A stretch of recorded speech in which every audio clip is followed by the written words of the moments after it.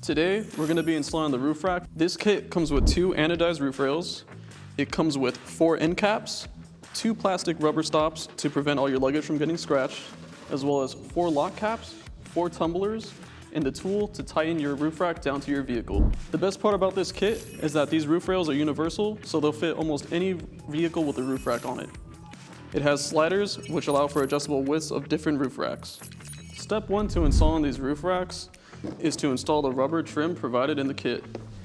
All you have to do is simply insert it through the side with the teeth and slide it all the way through to the end. Step 2 to installing these roof rails is to install the plastic end caps provided with the kit. These simply pop into the sides of our roof rails.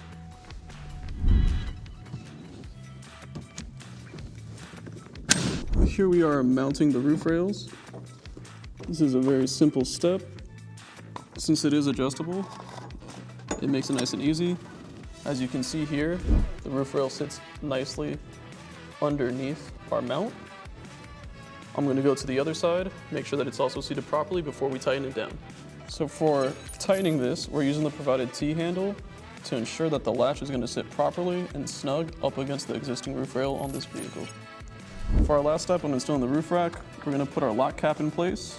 We're going to have our tumbler with our key, insert it, and lock it in place.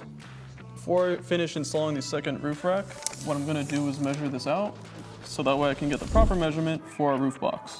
And just like that, we have this roof rack installed in less than 5 minutes. As you can tell, it's really strong and on there. This thing isn't going anywhere.